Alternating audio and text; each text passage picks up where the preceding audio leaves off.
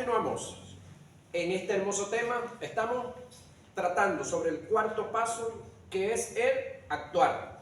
Y en el actuar estamos hablando sobre viendo la fe de ellos. Hablábamos de los 4 hombres que llevaron el paralítico y lo presentaron donde Jesús. Y les decía que lo que me llama y me impacta, me llama la atención y me impacta es que los que le impidieron al hombre de entrar, ahora tenían que abrirle pasos, ¿sí? Tenían que escoltarlo ahora. La pregunta es, ¿cómo pudo Jesús ver la fe de los que traían el paralítico en su lecho? Si la fe no se puede ver, la respuesta es por la acción. Jesús conocía estos principios y se movía en ellos. Al ver la acción, captó lo que estaba dentro de ellos. En el Evangelio de Marcos vemos a Jesús incluyendo la acción en la fe, lo que indica una creencia. Cuando al salir de la sinagoga fue a la casa de Pedro, encontraron a la suegra de este con fiebre. Jesús le tomó de la mano y la levantó. Al instante la fiebre la dejó.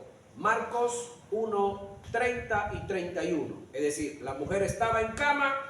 Cuando hay fiebre en una persona, pues todos debemos de estar claros que la fiebre no es enfermedad. La fiebre es como la alarma que se activa por causa de una infección que hay. Entonces la fe sencillamente, la fiebre está diciendo que hay una patología y que el cuerpo está trabajando en pro de superar esa patología. Cuando le agregamos algún tipo de medicamento o algún tipo de infusión o bebida, como decimos los campesinos, es para ayudar al cuerpo a superar la patología que hay. En este caso, Jesús ministra sobre ella, le da la mano y la levanta. Una acción. Y enseguida la mujer estaba sirviendo, estaba atendiendo. Que incluso por ahí dicen que Pedro y que negó a Jesús 3 veces porque le sanó la suegra. Dicen por ahí, no sé. Gente que aman tanto a la suegra que la meten en todos lados, ¿no? Dichosos los que no la tienen todavía, ¿verdad? No saben de eso. Ok.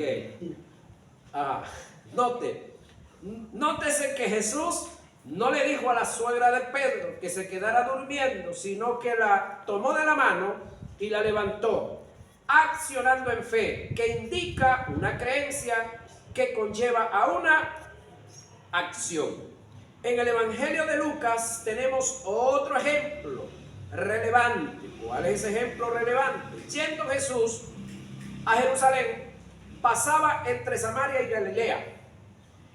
Y al entrar en una aldea, le salieron al encuentro 10 hombres leprosos, los cuales se postraron de lejos y alzaron la voz diciendo: Jesús, Maestro, ten misericordia de nosotros. Cuando él le vio, le dijo: id y mostraos a los sacerdotes. Y aconteció que mientras iban fueron limpiados. Acción, ¿sí? Acción sobre lo que se les había ordenado. Eso está en Lucas 17, 11 y 15. Si analizamos el caso en el contexto cultural, Jesús mandó a hacer a estos leprosos todo lo contrario a lo establecido por la ley, bajo un principio de fe, sirviendo la fe como salvoconducto. La ley establecía, en el caso de que un leproso fuera sanado, debería presentarse al sumo sacerdote para testificar su sanidad, y bajo una serie de rituales el sumo sacerdote lo declararía limpio, y de esta forma se le daba carta de convivencia para que volviera a formar parte de la sociedad. Pero antes de presentarse al sumo sacerdote, primero tenía que hacerlo ante los 70 sacerdotes que formaban parte del Sanedrín, y lo debía hacer en perfecta sanidad. Si no, eran apedreados. En el momento, Jesús, conociendo que la fe debe llevar implícita la acción, que indica una creencia, les dio el mandamiento en prueba de fe para hacer todo lo contrario a lo establecido por la ley.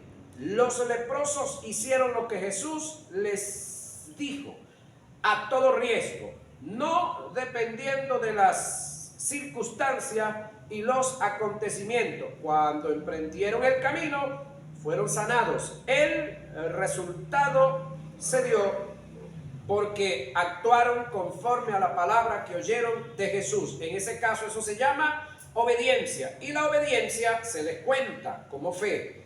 Esto es fe, para darle fuerza a lo dicho en cuenta a la acción. En cuanto a la acción, contaré una historia de un hecho real.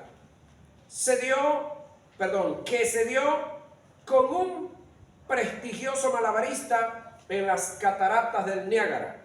Este malabarista colocó una cuerda o una guaya de un extremo al otro, cruzando parte de las cataratas. El espectáculo consistía en llegar de un extremo al otro sobre la guaya, haciendo malabarismo, acto que realizó con facilidad ante los aplausos de la multitud, vislumbrados por dicha hazaña. En medio de la algarabía, el malabarista preguntó: ¿cuántos creen que puedo cruzar hacia el otro extremo con una carretilla en las manos? A lo que el público respondió al unísono: lo creemos, lo creemos, lo creemos.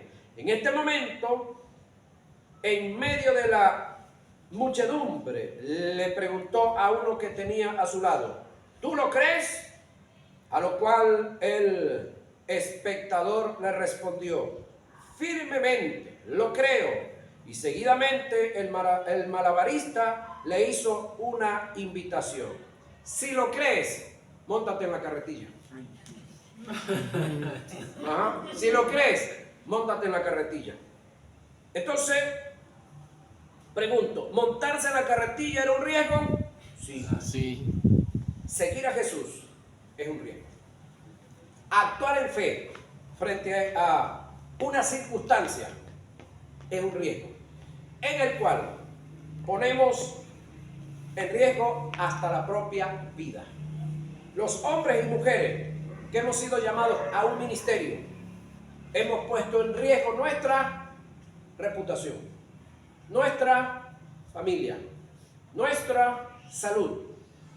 ¿Sí? Por amor a Dios y porque le hemos creído. Hemos abandonado muchas cosas. Ahora, este es el lamentable caso de muchos que cuando les toca accionar en lo que han oído, aceptado y confesado, pierden la bendición al no atreverse a hacerlo. Es decir, no se montan en la carretilla. Alegóricamente le digo, en ocasiones difíciles de la vida, me ha tocado montarme en la carretilla y accionar en fe. Y lo he hecho confiadamente porque la carretilla la lleva Jesús y Él no me va a dejar caer ni perecer. Él es el autor y consumador de la fe. Y cuando algo Dios lo está pidiendo, lo está demandando, debemos de confiar. Así como el malabarista le hizo la invitación al otro, así Jesús nos ha hecho la invitación a varios desafíos. ¿Qué tenemos nosotros que hacer cuando somos desafiados por Él? Confiadamente, aceptar y movernos en ese desafío. Primero, porque Él no miente. Segundo, porque Él es todopoderoso. Y cuando nosotros estamos en su voluntad y en su propósito, entonces podemos expresar lo que expresó Israel en un momento cuando andaba en el Espíritu. Jehová peleará por nosotros y nosotros estaremos tranquilos.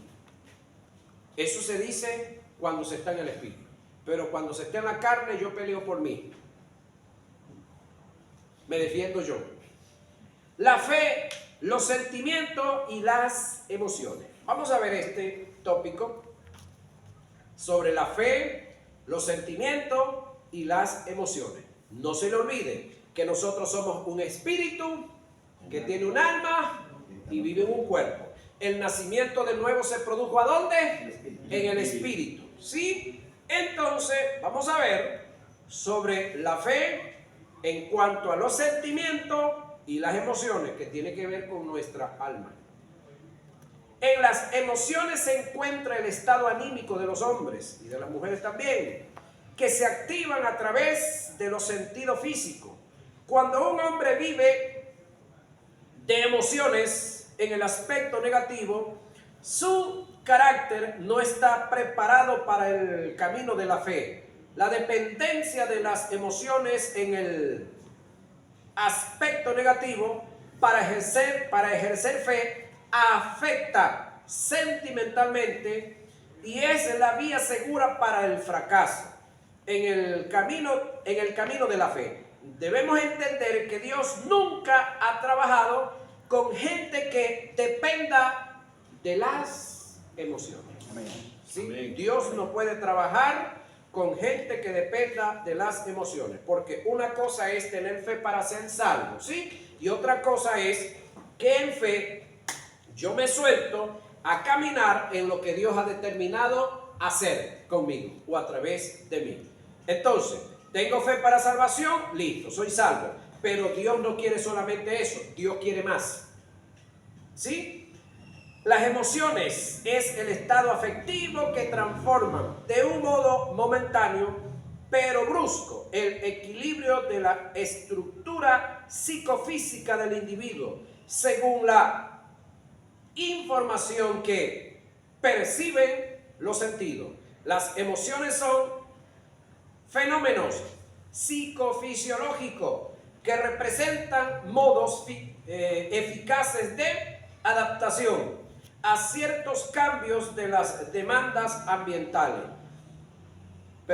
Las emociones son todos aquellos sentimientos que se producen dentro del individuo y, como una energía, son capaces de transformar, impulsar o influenciar la vida de éste. Las emociones se exteriorizan en la vida de un ser en lo que se conoce como sentimiento. Y cuando nos vamos al extremo se llama sentimentalismo. Y alguien escribió por ahí, el sentimentalismo pareciera ser la solución de los problemas, pero en el fondo es el deterioro, ¿sí?, psíquico y físico de quienes lo practican. Pregúntese usted, los hombres y mujeres y niños que están en situación de calle, ¿por qué están en situación de calle? Pregúnteme, ¿qué los llevó a ese extremo? Hubo un testimonio de cuando arrancó aquí la misión negra Hipólita. Consiguieron un hombre que hablaba 4 idiomas y al mes ya era el chofer del ministro. ¿Y eso por qué? Era un oficial de carrera de nuestra Fuerza Armada. Tuvo un accidente, en el accidente murió la esposa y los hijos. Y por causa de falta de perdón, el sentimentalismo lo llevó ¿a dónde? A situación de calle. Es decir, la ayuda que le debieron de haber prestado, no sé si fue que no la aceptó o no la tuvo, pero fue recogido en situación de calle. En situación de calle y en las drogas hay gente, hermano querido, de todos los extractos sociales de la vida. Hay gente pobre que no sabe leer, pero hay gente que tiene carreras profesionales y muchos idiomas y están en estado de calle.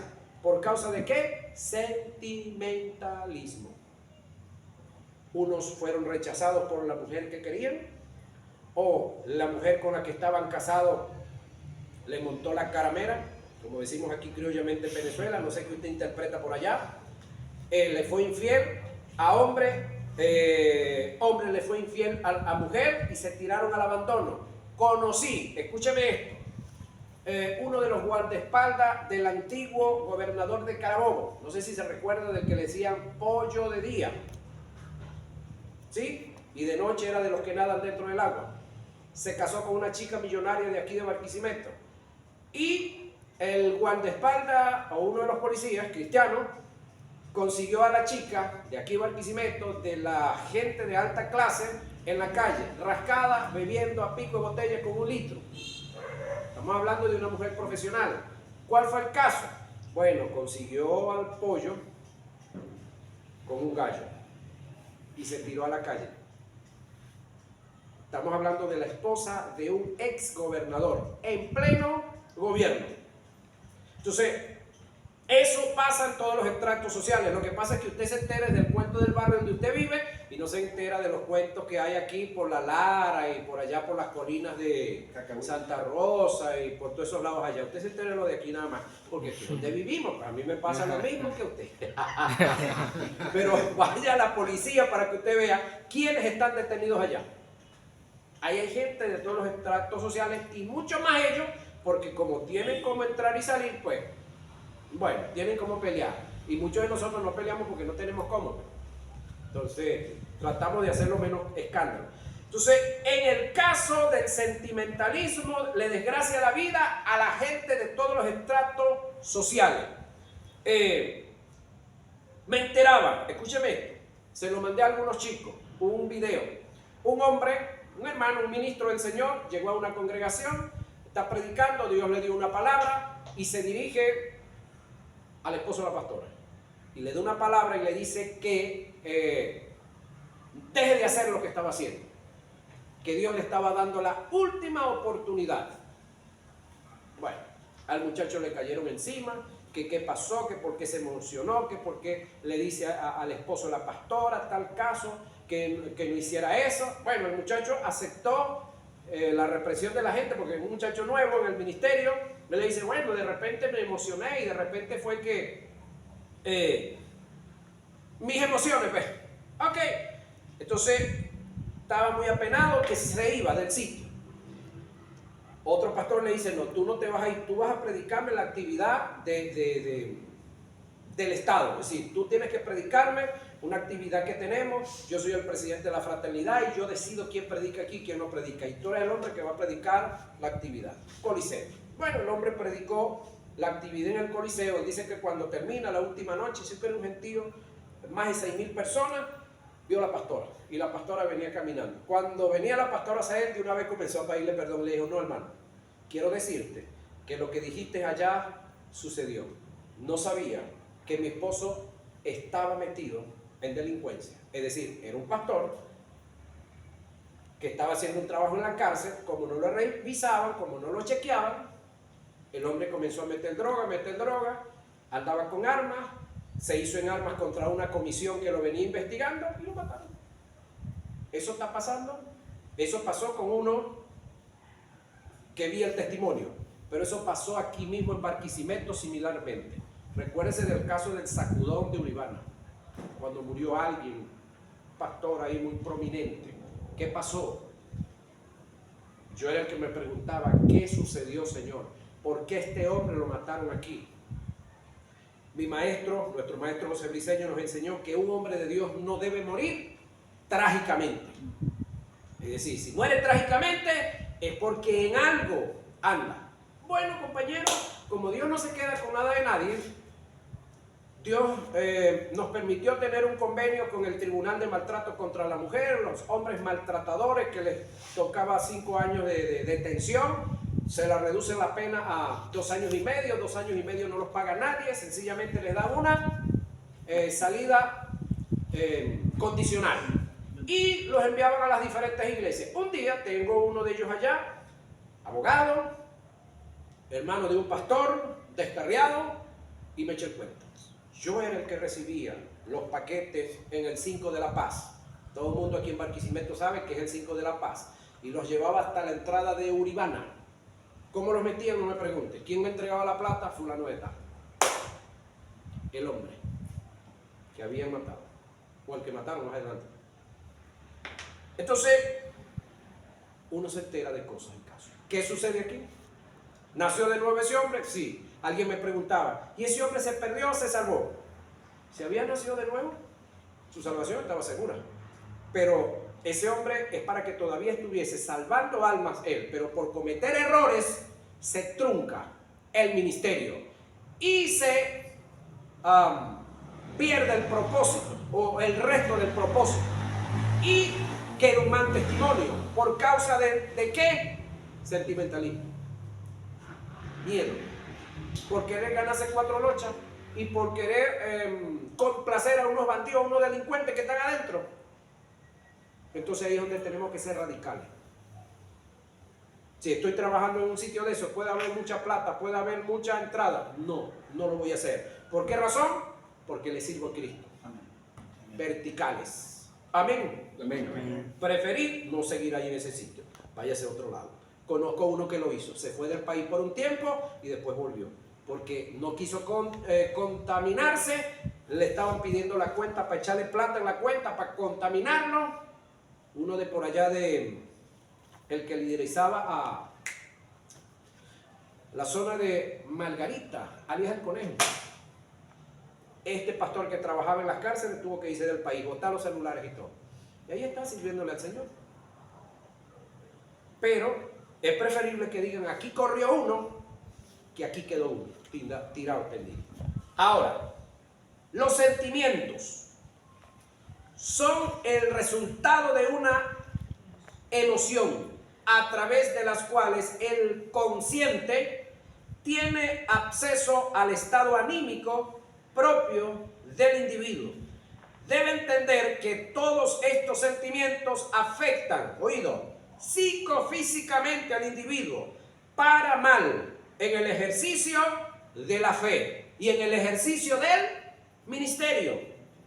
Psicológicamente, estos son dos grandes enemigos que tiene una persona para vivir en fe. Los sentimientos y las emociones, cuando no han sido canalizadas por la palabra, la Biblia nos da testimonio de hombres que sentimental y emocionalmente fueron golpeados y atribulados, pero nunca se detuvieron en la fe.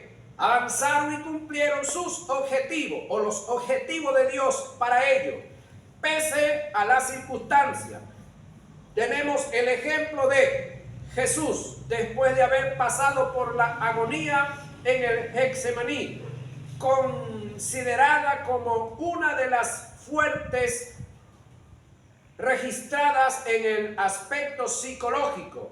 Tuvo que pasar por la tortura romana, considerada físicamente como una de las más fuertes de aquellos tiempos, soportando 120 latigazos con látigos que tenían en las puntas pedazos de hueso o metal que al pegar sobre la humanidad rasgaban la carne, una corona de espinas sobre el cuero cabelludo, cuyas espinas succionaban la carne, luego el cargar un madero que su peso aproximado era de 70 kilos y llevarlo aproximadamente 1 kilómetro a las afueras de Jerusalén, a un lugar llamado el Gólgota.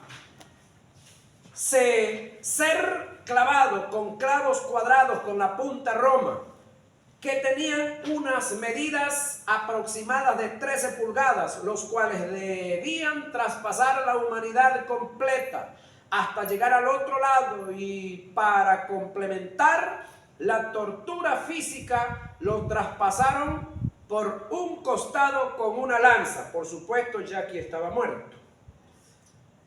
Adicionalmente, Dios cargó sobre él en su humanidad, que esto considero yo que es una de las cosas más terribles que sufrió Jesús, el pecado y la enfermedad de la humanidad, para después sentir la separación de Dios. Considero que esto fue uno de los más duros, por causa del estado de maldición en la que cayó. Es decir, Jesús, para morir físicamente, o todos los seres humanos, para morir físicamente, primero tienen que morir espiritualmente. Jesús, para morir físicamente como murió, primero murió espiritualmente. Cuando él es cargado de pecado, ¿quién hizo ese trabajo? El Espíritu Santo. Una vez que lo carga de pecado, se aparta de él, pero también Dios se aparta de él. ¿Por qué razón? Porque estaba en pecado o cargado de pecado. Y la santidad de Dios no es compatible con el pecado. La santidad del Espíritu Santo no es compatible con él. Entonces se separaron. Escúcheme, caso único en la eternidad pasada que no volverá a pasar en la eternidad futura. Nunca se habían separado. Y por amor a usted y por amor a mí, hubo esa separación. El Padre se separa del Hijo. Sí, el Espíritu se separa de él y Jesús tuvo que caminar desde el Gólgota, desde el Getsemaní hasta el Gólgota solo. Humanamente, el humano Jesús, cargado de pecado. Todo este flagelo que pasó sobre él tuvo que haber sido muy duro. Pero ¿qué hizo Jesús? Se mantuvo callado. Él sabía que esto era circunstancial. Todo lo que aquí en la tierra hay es circunstancial. Caíste en un error, ese error es circunstancial. Te metieron preso, eso es circunstancial. Tuviste un problema X, eso es circunstancial. Vino una enfermedad a ti, esa enfermedad es circunstancial. Hay una deuda, esa deuda es circunstancial. En fe tenemos que levantarnos y no darle el espacio al sentimentalismo. Y no creer que esa circunstancia por la cual tú estás pasando tiene más poder que las verdades absolutas de Dios que están en ti. Amén. Con todo esto Jesús levantó su rostro y dijo: todo está consumado. Siempre lo he dicho. La única forma que deje de hacer lo que Dios me llamó a hacer es que sufra su abandono, porque sin Él nada podemos hacer. Por supuesto, en cuanto al ministerio, por esta causa admiro la valentía de Jesús en fe, que aunque el Padre lo dejó, Él no se detuvo, siguió adelante, alcanzando el objetivo por la fe, y llegó a ser autor y consumador de ella. Otro ejemplo es el de hombres como el apóstol Pablo, quien a pesar de sus padecimientos no se detuvo. Padecimientos que están registrados en la palabra, detallados por él mismo.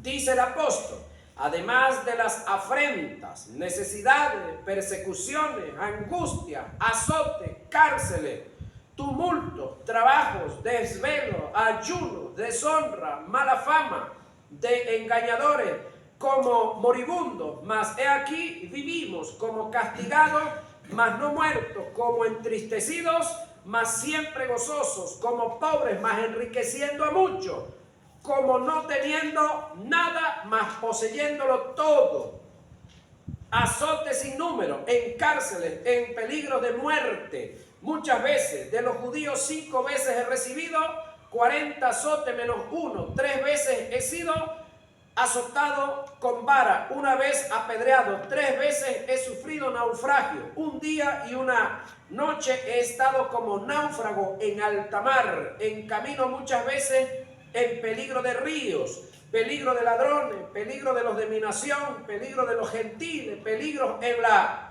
ciudades, peligros en el desierto, peligros en el mar, peligros entre los falsos hermanos, en trabajo y en fatiga, en muchos desvelos, en hambre, sed, en muchos ayunos, en frío y en desnudez, despreciado, perseguido, difamado, hecho como la escoria del mundo, el desecho de todos hasta hoy. Lo que le faltó fue parir a Pablo, pero todo lo demás. Pero sobre todas estas cosas, Pablo pudo dar un cántico de victoria y decir: todo lo puedo en Cristo que me fortalece. Pero eso lo dijo después que pasó por todo esto. Filipenses 4:13. Otro de los grandes ejemplos de fe que tenemos en el Antiguo Testamento es la vida de Job, quien después de haber pasado por la desgracia y la tragedia más grande registrada en la vida de los patriarcas, no negó la integridad de Dios ni blasfemó en contra del Creador. De su boca salieron expresiones llenas de fe y de adoración.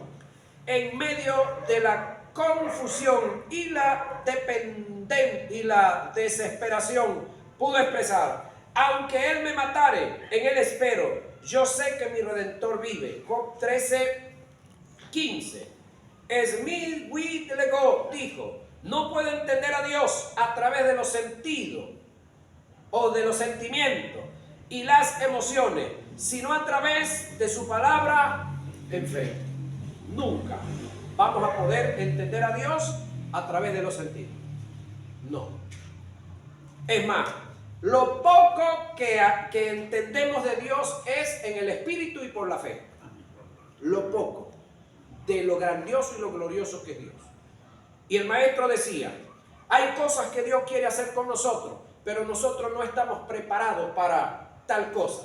Tales como que va usted por la calle caminando y ve que están velando un cadáver, y el Espíritu Santo le dice a usted: Ruperto, entra a esa casa, pregunta quién se murió, ora por él y resucita.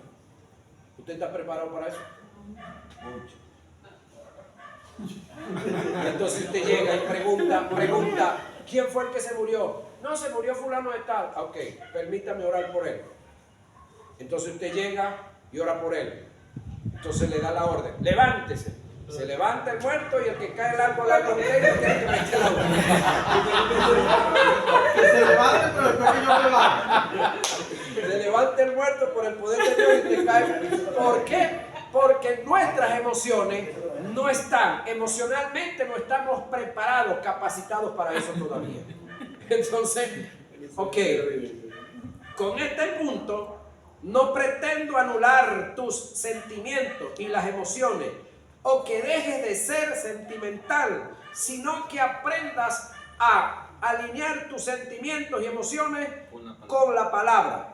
Mira esto, una de las cosas que a mí me está pasando, es decir, fallece alguien, un cristiano. A mí me da pena llegar a la casa y decirle a la gente: mis condolencias, hermano, mis sentidos pésames. Me da pena. ¿Sabe por qué? Porque yo tengo un amigo que se llama Angelito. Si Angelito llegara a alguien, ponle de allá de las colinas de Santa Rosa, y le dice: Angelito, te tengo un regalo, tome la llave, allá está una casa de 2 pisos, tiene, qué sé yo, 5 habitaciones, tiene 3 baños, tiene garaje, aquí están los papeles, todo es suyo. ¿Qué yo debiera de hacer? ¿Entristecerme? ¿Ponerme triste? No, yo debo de alegrarme porque tengo un amigo y tengo un discípulo en las colinas de Santa Rosa, y cuando quiera echonear para allá voy a tomar café. ¿A dónde? En las colinas de Santa Rosa. ¿Por qué tengo que entristecerme? Decía un predicador: ¿qué padre se pone triste, se pone acongojado, que tenía a su hijo en la guerra, 3 años en la guerra, Afganistán, Vietnam, y el hijo llegó a la casa? ¿Qué hay que hacer? Alegrarse. Bueno, cuando uno de nosotros parte físicamente, muere físicamente, ¿se va a dónde? Por supuesto, va al lugar de descanso, al seno de Abraham. Va a una presencia y va a un lugar de verdadero reposo, de verdadera paz, de verdadera tranquilidad. ¿Por qué nosotros tenemos que entristecernos al extremo? Si es algo natural que va a suceder. ¿Sabe por qué nos entristecemos?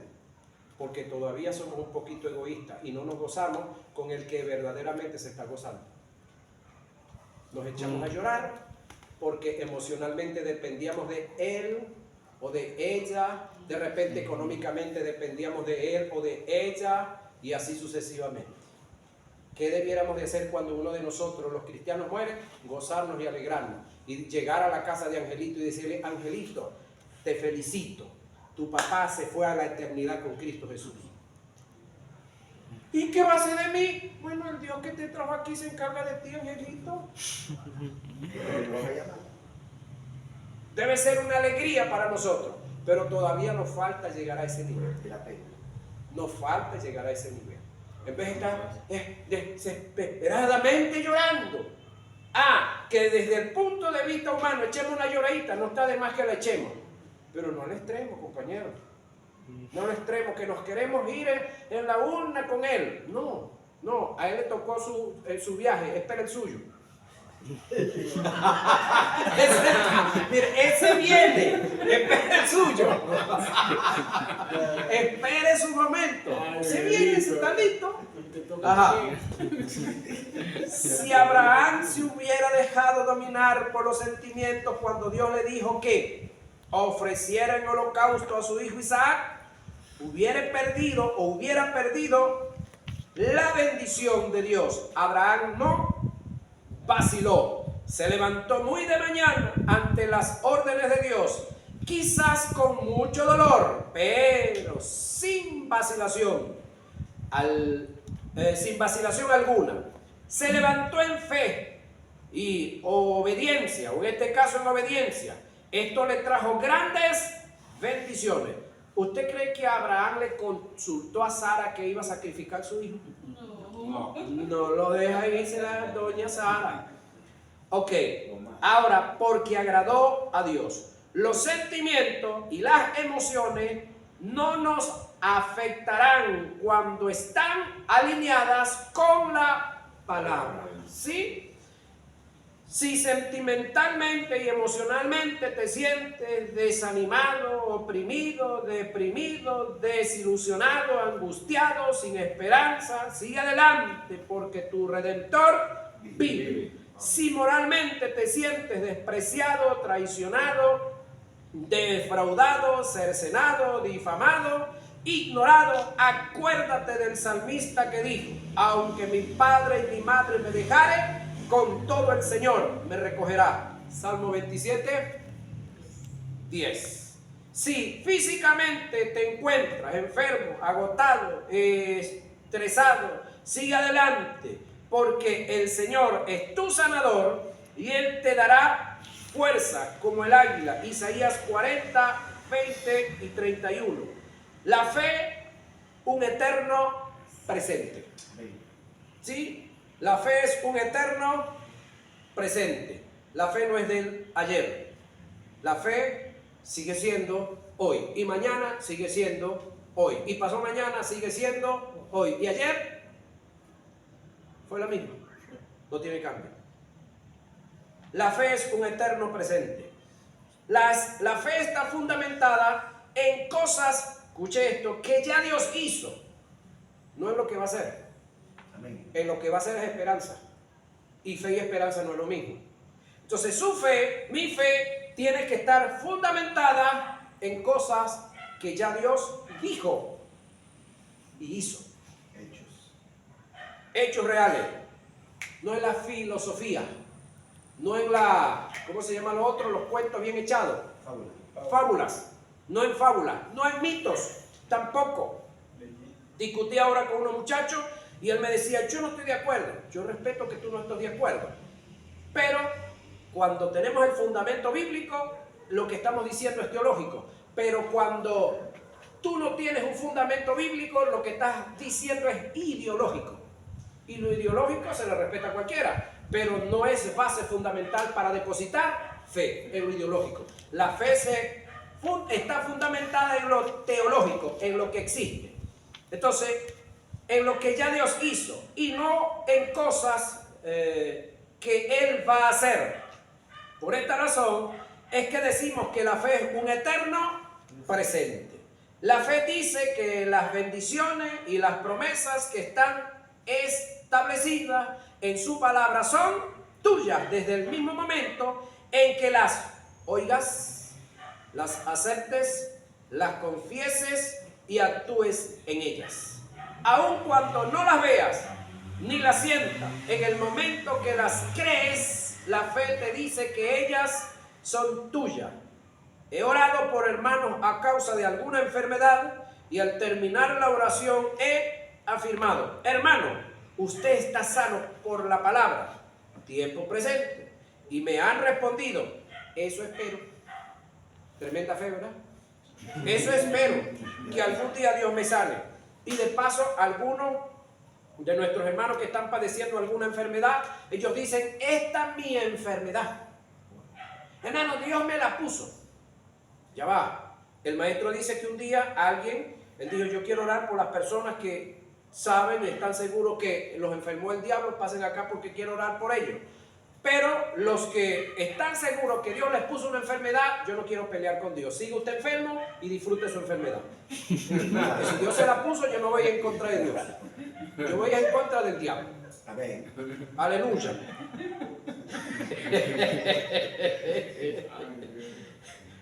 La fe no responde a este tipo de confesión porque está en el futuro y la sanidad está en el pasado. Por la fe la hago una realidad en el presente. Dios, en la dispensación de la gracia, no promete sanar a nadie. Ya Él nos sanó hace 2000 años, 2023 años a esta altura.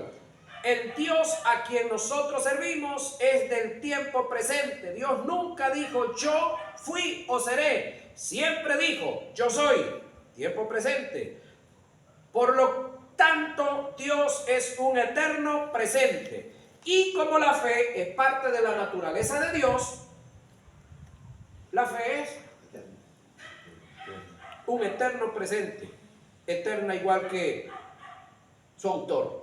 Asimismo sucede con la fe, que es parte de su naturaleza, es del presente. Por esa razón, es del ahora. Por esa razón, yo tuve el atrevimiento de decirles a ustedes que antes de Cristo en la tierra no había ni hubo fe. Antes de Cristo. ¿Por qué razón? Porque si el autor y consumador es Cristo, ¿quién la trajo antes? Si alguien la trajo antes, entonces Cristo no es el autor. Otro lo trajo antes. Entonces Cristo está trayendo una copia de lo que otro trajo antes. Y entonces ahí es donde la pregunta de muchos hermanos, ¿y el padre de la fe, Abraham? Bueno, entonces el abuelo debe ser Noé y el bisabuelo es Enoc. Eso no funciona en el mundo espiritual. Sencillamente ellos obedecieron lo que Dios les dijo. Y su obediencia tuvo resultado. Porque en el Antiguo Testamento la justicia se obtenía por obediencia. Romanos 10:5, si mal no recuerdo, o 5:10. Hay dos justicias, una por obediencia y la justicia de ahora es por la fe. Entonces ahí es donde dice el escritor, no digas ahora, ¿quién subirá a los cielos para bajar a Cristo? Porque ya bajó. No digas, ¿quién bajará al infierno para hacerlo resucitar? Porque ya eso pasó. Ya eso sucedió. Entonces cerca de ti está la palabra, en tu boca y en tu corazón. Y esta es la palabra de fe que hemos predicado y enseñado. Que si crees con tu boca y lo confiesas, es una realidad. Ahora, el término yo soy indica el ser del hebreo hayad. Ser gramaticalmente tomado del hebreo relacionándolo con Dios tiene que ver con su eterno presente, por lo que indica que Dios en el pasado es, en el presente es y en el futuro es. Por eso es que en Dios hay un eterno presente. Voy a dar varios ejemplos bíblicos del presente de Dios. Amén. Amén. Pero eso lo vamos a ver en nuestra próxima hora de clase.